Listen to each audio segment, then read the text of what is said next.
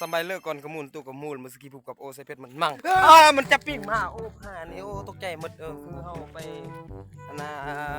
อยู่บึงเนาะไปเอาตัวป่าเขาคาดเรียนเขาก็พากันมาลงเนาะนี่อยู่หน้าเนาะอยู่หน้าแล้วก็มีบึงจะนี่เขาพากันไปซ่อนเอาตัวป่าเนาะโอ้นี่ธรรมศาสตร์สวยงามที่เมืองแก้วดมอยู่บ้านปกเกียงก็จะพากันยังตันน้ำแล้วก็สิเอาน้ำออกสิจับปลาไปเบิ่งน้ำกันโอ้คือว่าเฮานี่มีอัดคลิปนะเฮายานตัวปิ้งนะ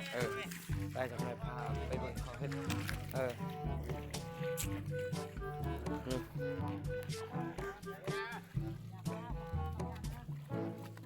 กำลังขุดนะฮะตันน้ำตอดให้ลุงริ้วนั่นก็ด้านดินควนติดโอ้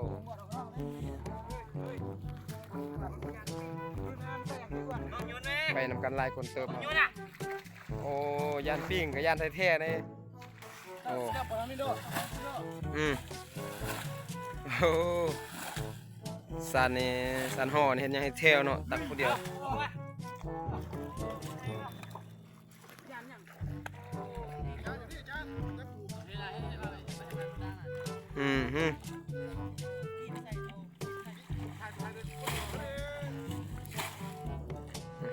วันต่อแล้ววันนี้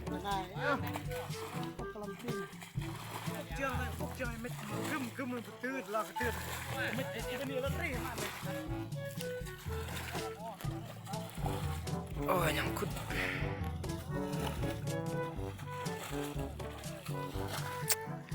ดอกติดเครื่องหักเลยอ่างอปลิงเนาะเต็นแปะละมกงอร้องโอ้ปลิงยาราดสารลำ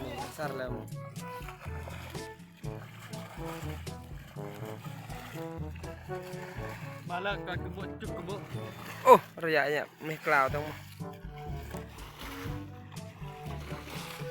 เบิ่งหน้าตาปิ่งไว้เอาย่านจะได้เบิ่งโอ้มีแห้งตกใจหน่อยตัวปิ่งคนใหญ่ย่านปิ่งสุดเอาแล้วเนาะทุกคนเนาะคือเขาสระทางนี้แล้วมันเต็มเนาะเขาก็มาเปลี่ยนเฮ็ดถึงอีกเนาะนี่สาย2 บอล 2 จุเนาะสระทั้งแดดและทั้งลมเนี่ยตัวนี้น้ำก็ยังกระสิเริ่มลงแล้วเนาะเดี๋ยวสิพาไปเบิ่งตามขั้นตอนเนาะโอ้ขี้งัวความใหญ่มันได้สระนี่ได้ปลาคอตัวหนึ่งแล้วโอ้ตายนี่ได้แล้วเนาะเอาสระเริ่มน้ำกับสิเริ่มลงแล้วล่ะน้ำลงแล้วเขาเริ่มสิจับแล้วนี่เป็นบึงเป็นนองจังนั้น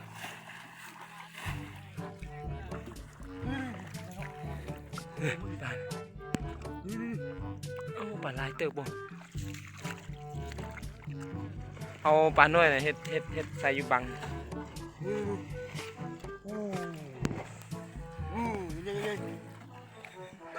ตัวใหญ่โอ้อันนี้บึงอันนี้มีไล่ได้สักคนไล่นะ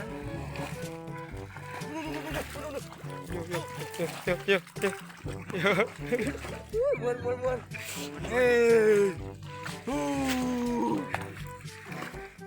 ตายโอ้นี่โอ้เฮ้ยนี่จะแม่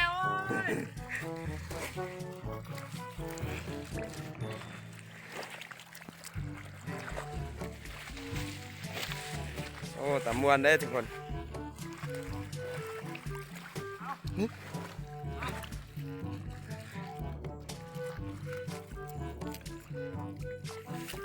โอ้ปลาน้อยมีลายเติบแล้วปลาน้อยปลาน้อยประมาณ3 นี่นะโอ้ยอ้ยา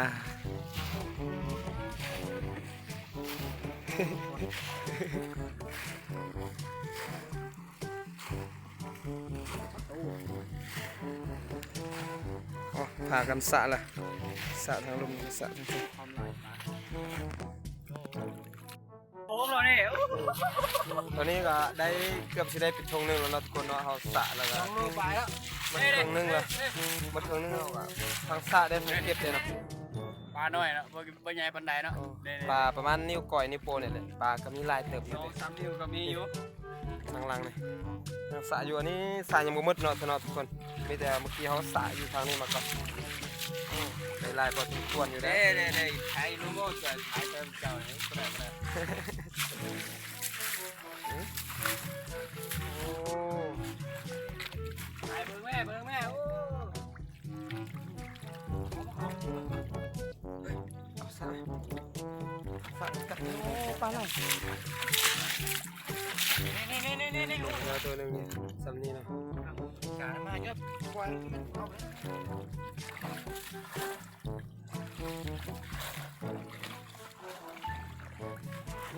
เอาแล้วเนาะทุกคนเนาะตอนนี้เราก็เก็บเป็นที่เรียบร้อยแล้วเนาะได้ปลาหลายเติบเนาะสิเริ่มแล้วแล้วเนาะนี่โอ้เริ่มได้หลายอยู่เนาะนี่มาเบิ่งนำกันว่าสิได้หลายบ่นี่นี่ได้หลายเติบอยู่ได้กระดูกกระคอนะเวลาทุกคนคลิปสระนำเอาปลาคลิปนี้ก็จบสำนี้แล้วเนาะทุกคนเนาะจากในนี่สิมีคลิปอีก EP 2เนาะตอนกินในมีคลิปอีก EP 2ตอนกินไปเบิ่งตอนกินว่าสิคักซ้ำได้เนาะทุกคนเนาะเอาคลิปนี้ก็จบไล่ฝากทุกคนไปกดติดตามเนาะกดติดตามแล้วกด Subscribe ให้2ค่อยได้เด้อฝากกดไลค์กดแชร์เพื่อคลิปหน้ามาสิเฮ็ดคลิปหยังลงไปให้ทุกคนได้เบิ่งนํกันคลิปนี้ก็จบสำนี้แล้วขอบใจคนที่เข้ามาเบิ่งตั้งแต่ต้นจนจบ